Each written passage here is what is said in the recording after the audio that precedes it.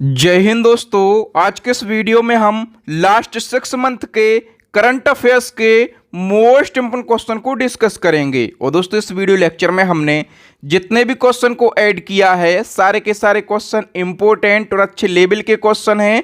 और दोस्तों हमेशा की तरह सभी क्वेश्चन को हम बिल्कुल डिटेल में विथ एक्स्ट्रा फैक्ट के साथ में डिस्कस करेंगे। तो आइए दोस्तों बिना किसी देरी के शुरुआत कर लेते हैं नंबर फर्स्ट क्वेश्चन से।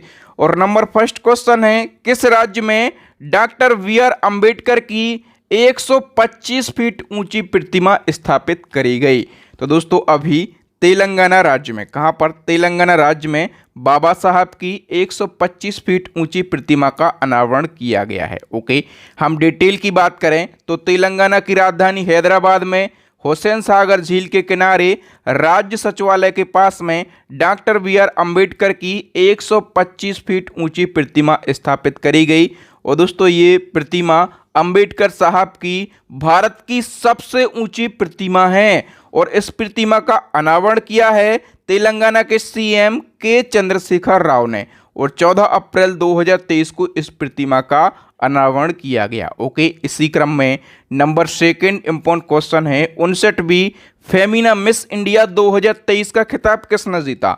दोस्तों मिस इंडिया 2023 का खिताब जीत लिया है नंदिनी गुप्ता ने। बी ऑप्शन करेक्ट हो जाएगा। हम डिटेल की बात करें तो 19 साल की हैं नंदिनी गुप्ता और ये राजस्थान के कोटा की रहने वाली हैं। और इन्होंने 59वीं फेमिना मिस इंडिया का खिताब जीत लिया है। 59वीं Femina Miss India beauty pageant 2023 प्रतियोगिता का आयोजन किया गया 15 अप्रैल 2023 को और मणिपुर की राजधानी इम्फाल में इसका आयोजन किया गया। ठीक है, और फेमिना मिस इंडिया 2023 प्रतियोगिता में देश भर की 30 सुंदरियों ने हिस्सा लिया, जिसमें से पहला स्थान हासिल किया है राजस्थान की नंदिनी गुप्ता ने, दूसरा स्थान हासिल किया है नई दिल्ली की श्रेया पूजा ने और तीसरा स्थान हासिल किया है एस्ट्रेला थोना ओजम लोआंग जो कि मणिपुर की हैं। और एक फैक्ट आपको याद रखना है कि फेमिना मिस इंडिया 2022 का खिताब किसने जीता था?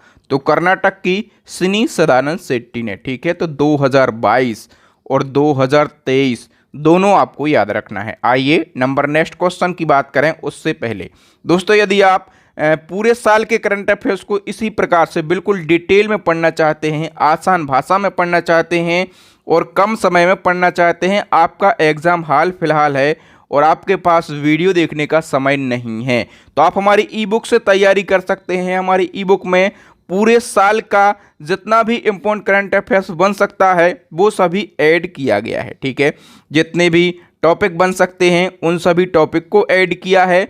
तो पिछले 1 साल की ई बुक बाय करना है तो फर्स्ट वाली ई बुक को बाय कर लीजिए। और पिछले 2 सालों का करंट अफेयर्स यदि आपको पढ़ना है तो आप हमारी सेकंड वाली ई बुक को बाय कर लीजिए। ई बुक का लिंक कहाँ पर मिल जाएगा? वीडियो के डिस्क्रिप्शन में। मैं गारंटी से बोल सकता हूँ यदि आप हमारी ई बुक से करंट अफेयर्स की तैयारी करेंगे तो आप अपने एग्जाम में करंट अफेयर्स के पूरे क्वेश्चन सही करके आएंगे। नंबर थर्ड क्वेश्चन की बात करें, किस शहर में पूर्वोत्तर का पहला एम्स स्थापित किया गया जिसका उद्घाटन पीएम नरेंद्र मोदी जी ने किया है? तो देखो दोस्तों, पूर्वोत्तर का पहला एम्स स्थापित किया गया है असम के गुवाहाटी शहर में। कहां पर? असम के गुवाहाटी शहर में। बी ऑप्शन करेक्ट हो जाएगा। नेक्स्ट क्वेश्चन है, आर्टिफिशियल इंटेलिजेंस इंडेक्स 2023 में निवेश के मामले में भारत की रैंक बताइए। तो इस इंडेक्स में भारत की रैंकिंग रही है 5वीं।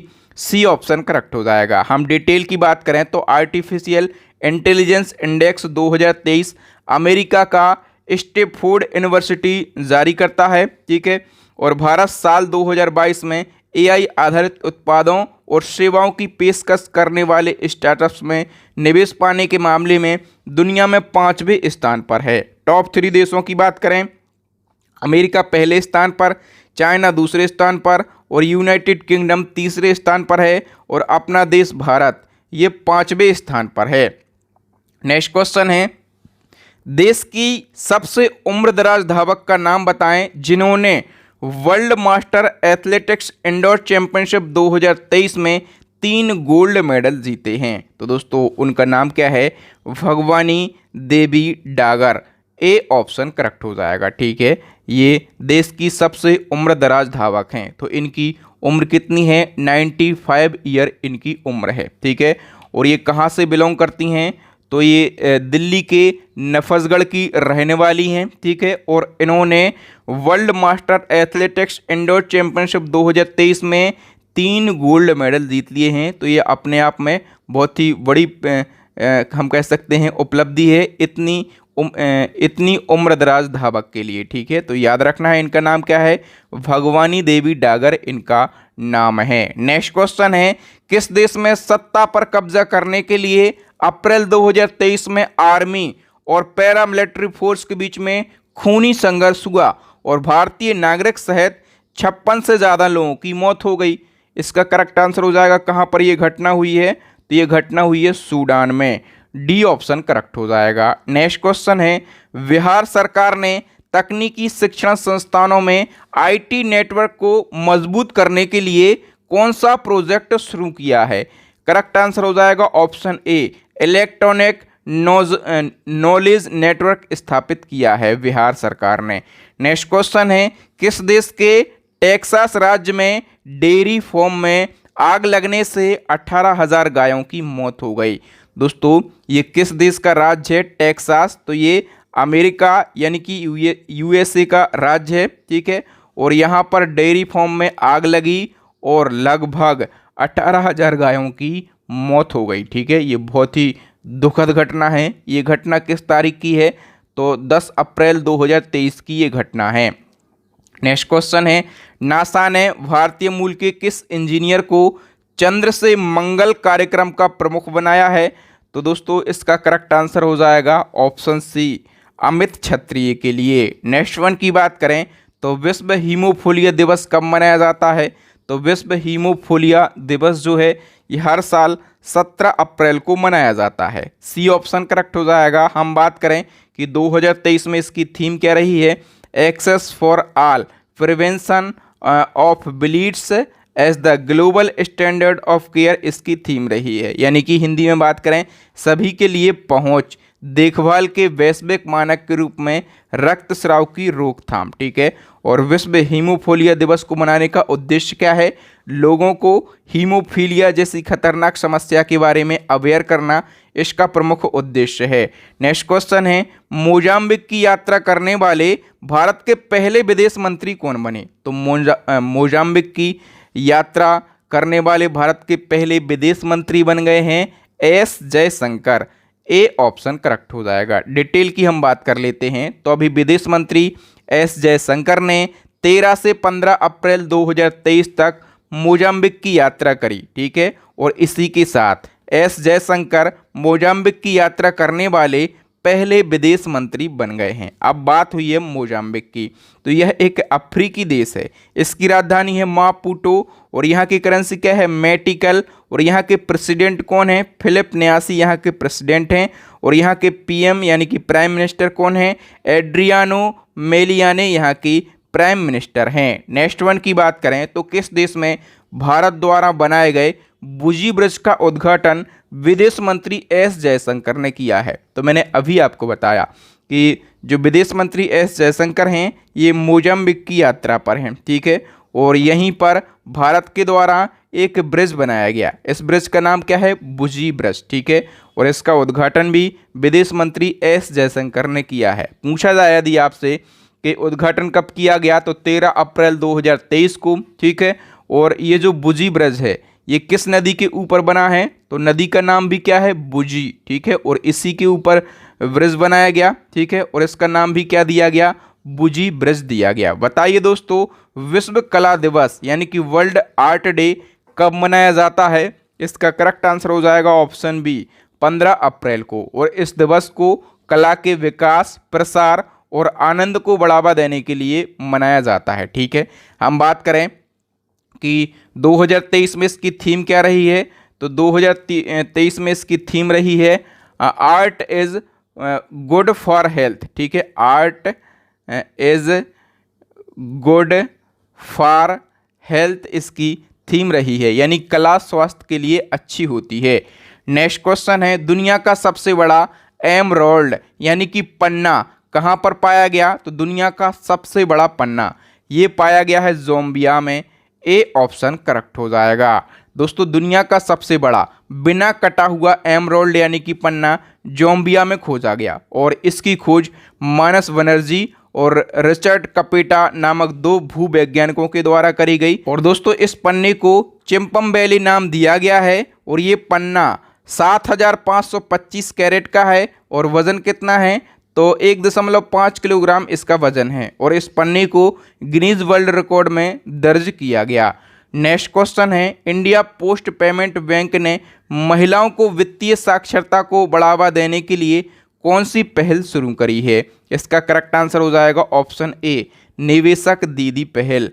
नेक्स्ट क्वेश्चन है, किस देश में चर्चित धर्मगुरु अदनान औकतार को 8658 वर्ष की कैद की सजा सुनाई गई? तो देखिए दोस्तों, जो अदनान औकतार हैं ये कहाँ के धर्मगुरु हैं? ये तुर्की के धर्मगुरु हैं। ठीक है, तुर्की देश का नाम बदल दिया गया है, आप लोगों को पता होगा, और तुर्की देश का नाम बदल के तुर्की कर दिया गया है। ठीक है, तो तुर्की के धर्मगुरु हैं अदनान औकतार, इनको 8658 वर्ष के कैद की सज़ा सुनाई गई है। हम डिटेल की बात कर लेते हैं तो तुर्की के चर्चित धर्मगुरु हैं अदनान औकतार, इनको 16 नवंबर 2022 को 8658 वर्ष कैद की सज़ा सुनाई गई। अदनान को नाबालिग लड़कियों के यौन शोषण, रेप, ब्लैकमेल करना, क्रिमिनल गैंग चलाना, राजनीतिक और सैन्य तख्तापलट जैसे आरोपों में सजा सुनाई गई है। हम बात कर लेते हैं कि अदनान औकतार कौन है।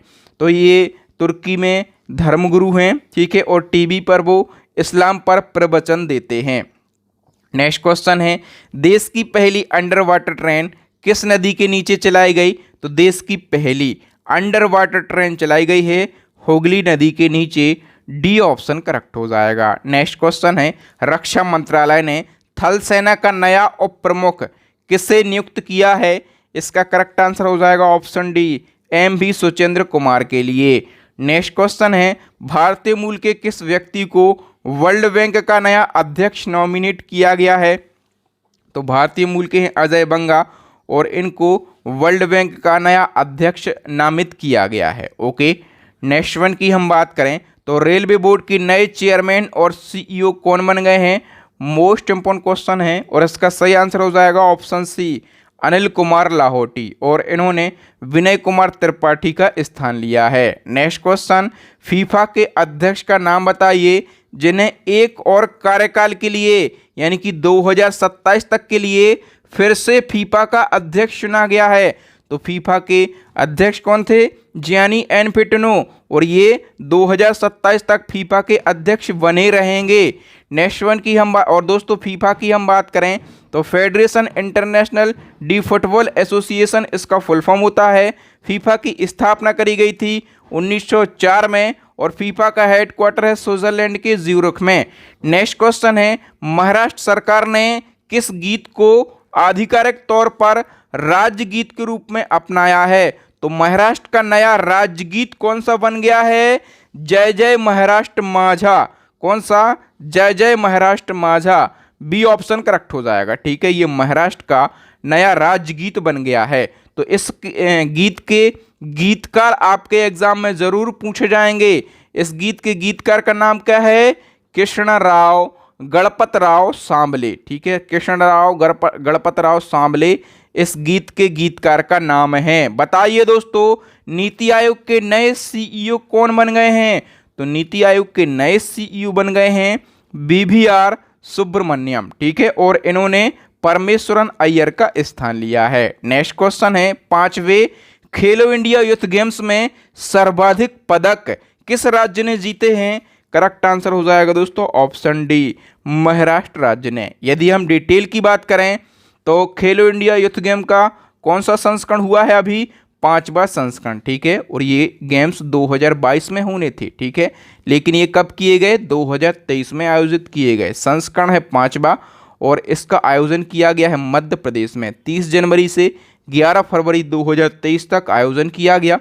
खेलो इंडिया यूथ गेम की शुरुआत करी गई थी 2018 में और अभी पहले स्थान पर रहा है महाराष्ट्र, टोटल 161 पदक जीते हैं। दूसरे स्थान पर रहा है हरियाणा, तीसरे स्थान पर रहा है मध्य प्रदेश राज्य, और मध्य प्रदेश में ही इसका आयोजन किया गया था। ओके, नेक्स्ट वन की हम बात करें, राष्ट्रीय विज्ञान दिवस कब मनाया जाता है? फटाफट से। अच्छा, आप लोग आंसर लगा रहे कि नहीं लगा रहे? जब तक आप लोग आंसर नहीं लगाएंगे तब तक आप आकलन कैसे कर पाएंगे आप कितने क्वेश्चन के सही आंसर दे रहे हैं?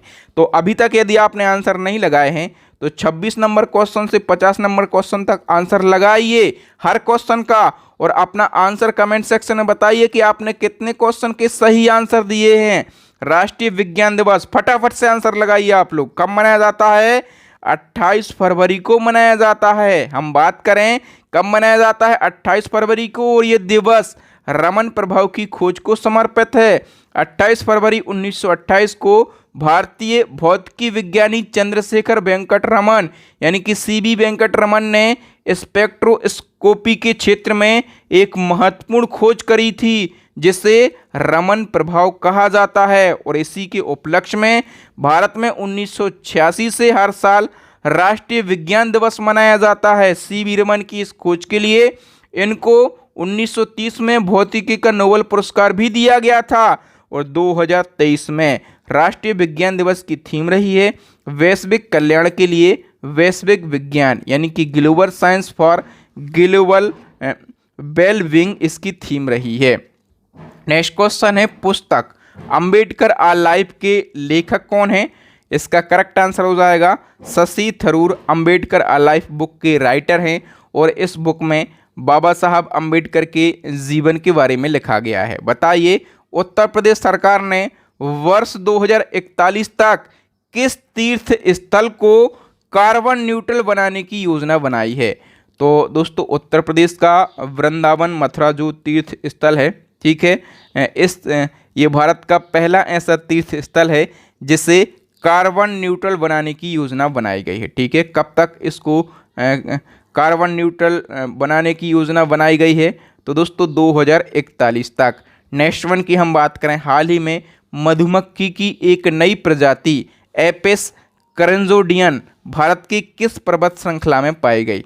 तो ये मधुमक्खी की नई प्रजाति है, ये पाई गई है दोस्तों पश्चिमी पर्वत श्रृंखला में। बी ऑप्शन हमारा करेक्ट आंसर हो जाएगा। हम और डिटेल की बात कर लेते हैं। तो पश्चिमी पर्वत श्रृंखला में मधुमक्खी की एक नई प्रजाति एपिस करंजोडियन की खोज की गई है। इस नई प्रजाति का भारतीय नाम ब्लैक हनी भी दिया गया है। ठीक है, और इस प्रजाति की खोज के साथ में मधुमक्खियों की प्रजातियों की संख्या कितनी हो गई? 11 हो गई है। नेक्स्ट क्वेश्चन है, हाल ही में किस राज्य के मुख्यमंत्री के द्वारा लाडली बहना योजना की शुरुआत करी गई?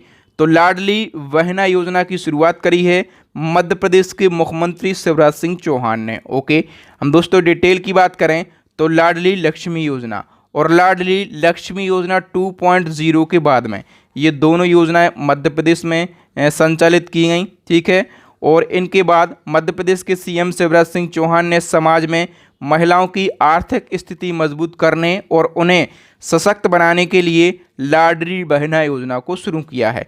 लाडली बहना योजना के अंतर्गत प्रदेश की सभी वर्ग की महिलाओं को सरकार के द्वारा 1,000 रुपये प्रति महीना दिया जाएगा, यानी कि सालाना 12,000 रुपये दिया जाएगा हर महिला के लिए। ओके, नेक्स्ट क्वेश्चन की बात करें, पुरुष हॉकी वर्ल्ड कप 2023 का खिताब किस देश की टीम ने जीत लिया है?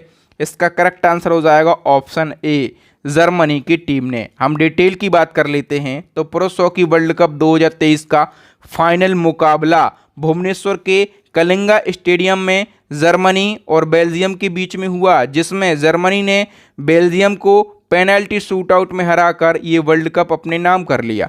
तो हम कह सकते हैं कि विजेता जर्मनी है और जर्मनी ने गोल्ड मेडल जीता है, और विजेता है बेल्जियम, इसने सिल्वर मेडल जीता है, और तीसरा स्थान हासिल किया है नीदरलैंड ने, इसने ब्रॉन्ज मेडल जीता है। और इस वर्ल्ड कप का आयोजन किया गया उड़ीसा में। संस्करण की बात करें तो 15वां संस्करण खेला गया है। नेक्स्ट क्वेश्चन है, दुनिया की पहली पूरी तरह से डिजिटल पार्टी कौन सी बन गई? दुनिया की हम बात कर रहे हैं, दुनिया की पहली पूरी तरह से डिजिटल पार्टी बन गई है भारतीय जनता पार्टी, यानी कि BJP party. B option correct हो जाएगा। नेक्स्ट क्वेश्चन है, एशिया की पहली हाइड्रोजन ट्रेन किस देश में लॉन्च करी गई? तो एशिया की पहली हाइड्रोजन ट्रेन जो है ये लॉन्च करी गई है चाइना देश में। नेक्स्ट क्वेश्चन है, भारतीय सेना ने दुश्मन के ड्रोन का शिकार करने के लिए किस प्रशिक्षित चील का अनावरण किया है?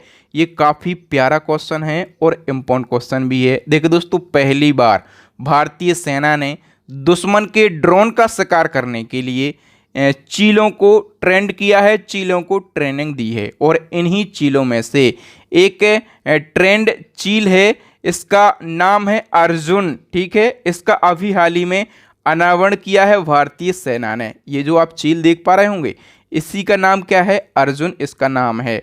और ये चील क्या करेगी? दुश्मनों के ड्रोन का शिकार करेगी। नेक्स्ट क्वेश्चन है, हाल ही में किस राज्य के बीच फार्म को भारत का पहला कार्बन न्यूट्रल फॉर्म घोषित किया गया?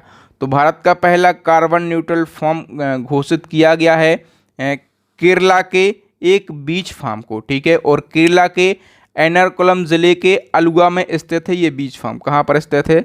अलुगा में स्थित है ये बीच फार्म, और इसको देश का पहला कार्बन न्यूट्रल फॉर्म घोषित किया गया है। याद रखना, केरल के एर्नाकुलम जिले के अलुगा में स्थित है बीच फार्म। नेक्स्ट क्वेश्चन है, सर्वाइकल कैंसर के लिए भारत की पहली स्वदेशी वैक्सीन सर्वावैक को किस कंपनी या फिर किस संस्था ने विकसित किया है?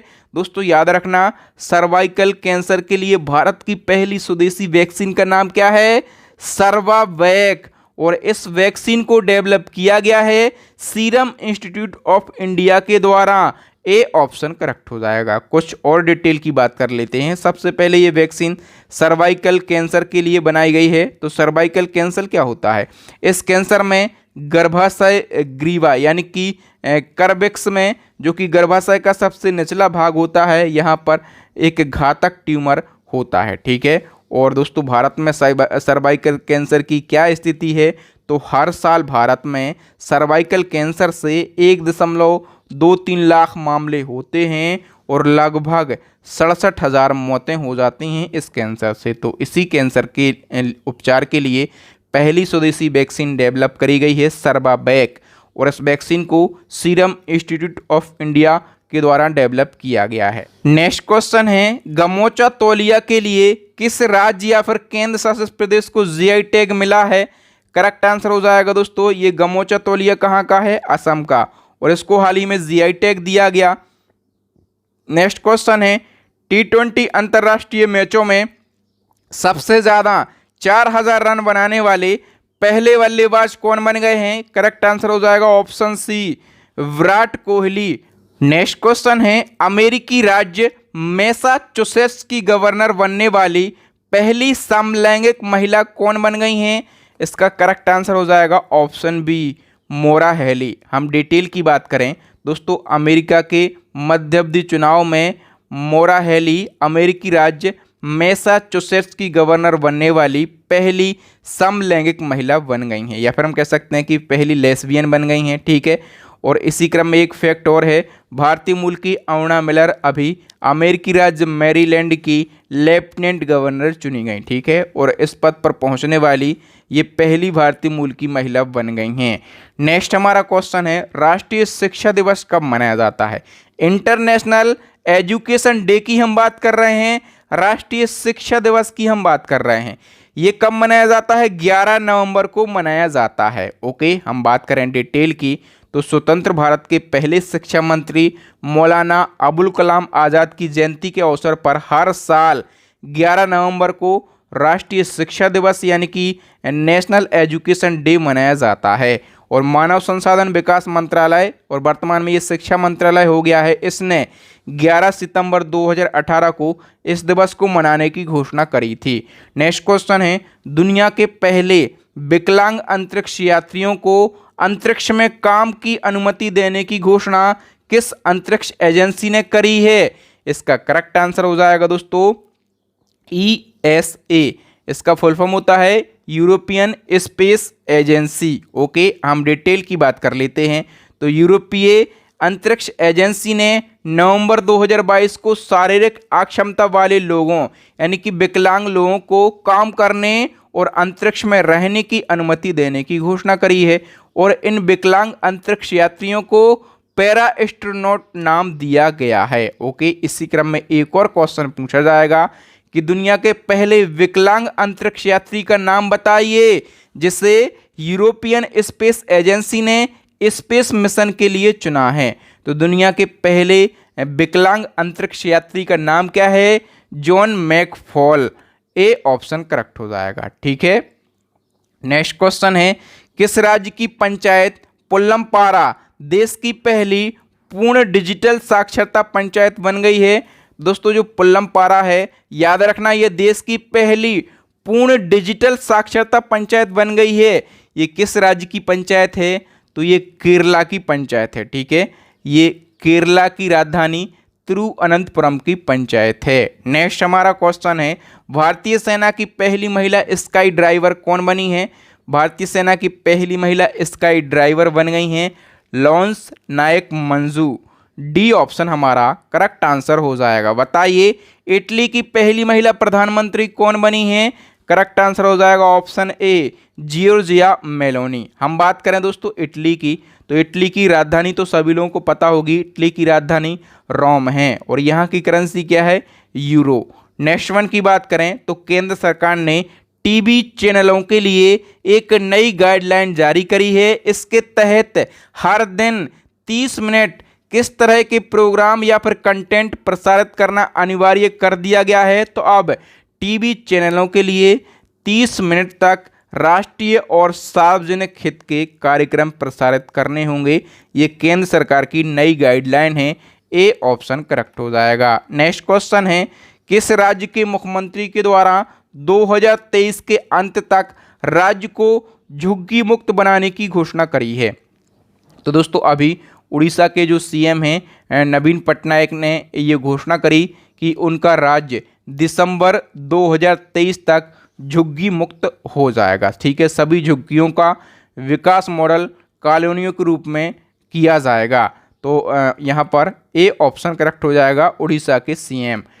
नेक्स्ट क्वेश्चन है, कबड्डी वर्ल्ड कप 2025 की मेजबानी कौन सा देश करेगा? करेक्ट आंसर हो जाएगा दोस्तों ऑप्शन सी। तो कबड्डी वर्ल्ड कप 2025 की मेजबानी ब्रिटेन देश करेगा। ठीक है, और हम बात करें कि ब्रिटेन के वेस्ट मिडलैंड में इसका आयोजन किया जाएगा। कहाँ पर? ब्रिटेन के वेस्ट मिडलैंड में। नेक्स्ट वन की हम बात करें तो भारत का पहला निजी रॉकेट कहाँ से लॉन्च किया गया?